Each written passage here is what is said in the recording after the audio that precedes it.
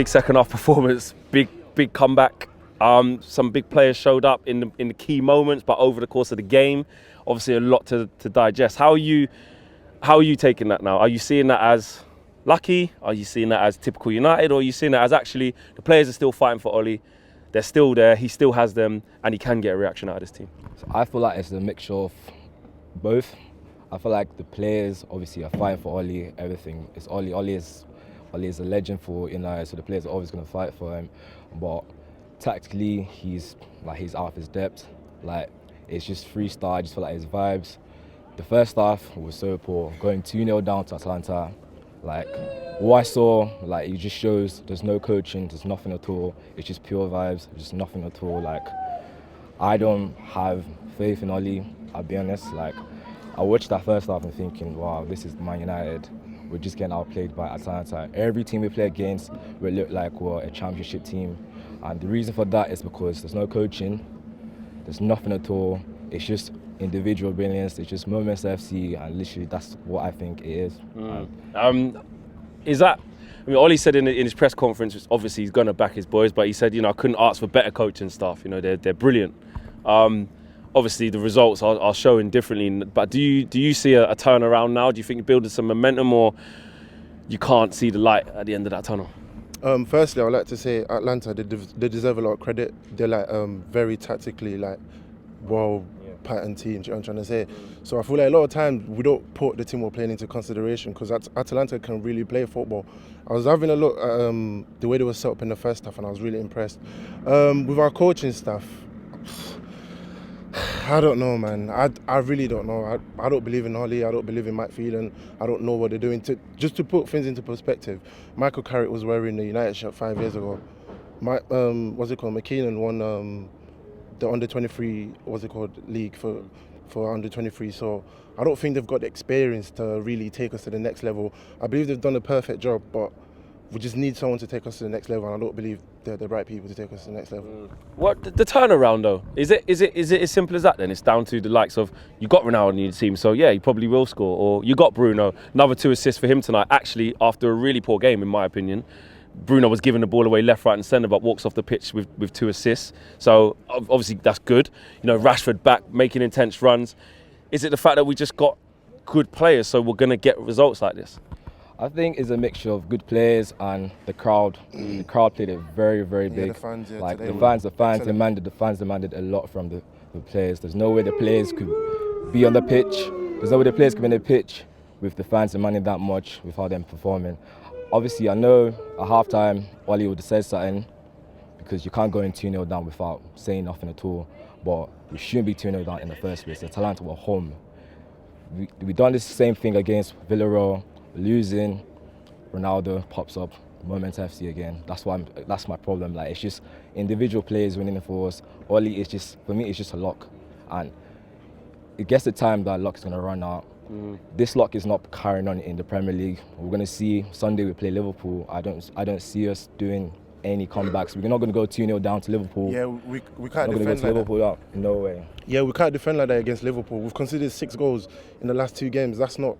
Leaking all over the place. It's terrible. I don't know. We need to fix that. That's why I'm not so against playing McTominay and Fred in the middle. Because if you look at Pogba and Bruno, they don't really support defensively, especially Bruno. He attacks, he presses a lot, and if you need to press as a team. You can't press individually, it was a bit better today, the pressing, but we can do. So moving forward then, on the Pogba thing, since you brought him up, where do we go then? Because Pogba's kind of auxiliary position last year was, okay, Rashford's out, let me just put him on the left. And because he's a good player, if you get him involved with Bruno, linking up with good players, he'll make something happen. But we saw that actually it's not a long-term fix. Then he comes into the middle with Matic and stuff. It's not really great. He goes back to McTominay and Fred. He comes off the bench today, has an impact on the game.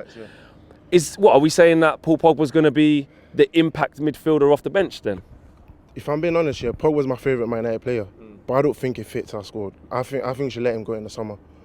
Like, we can't fit him into the team. Like, can we not fit him into the team because the management and the style, or because of his playing style? I think because of his playing style. And with Pogba, you need to build a team around him. You can't fit Pogba in. You have to build a team around him.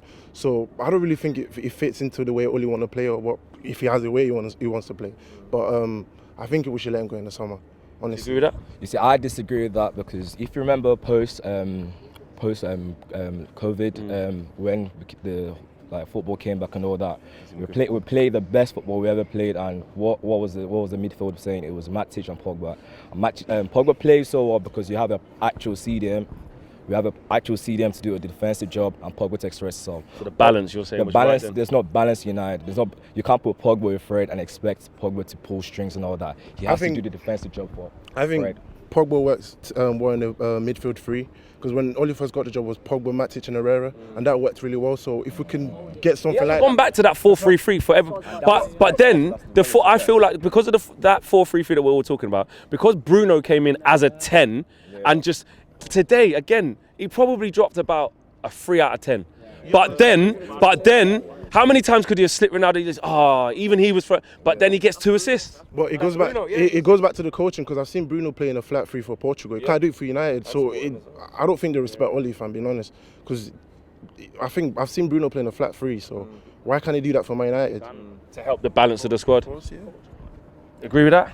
I do agree with it, because. But then you're taking away from you're taking away from Bruno's game as well if you tell him to. Exactly when he's producing so highly in terms of numbers anyway. So my problem with Bruno is like, everyone says, "Oh, Bruno is a CAM, is a cam," but I see Bruno playing almost as a striker sometimes, and that takes away from the midfield. We've already got a very, very poor midfield. Then you have a player that is supposed to be another midfielder, but he's always up front. He's a player that wants to pull strings and all that. Of course, he's going to be frustrated and all that, but when he's not in the middle where he could actually bring more balance to the team, of course we're going to look very poor as how we look. And for us, it's a big issue, and it's crazy that us fans who have got no coaching experience could see it, and Oli can't see, and that's my problem with Oli. He can't see.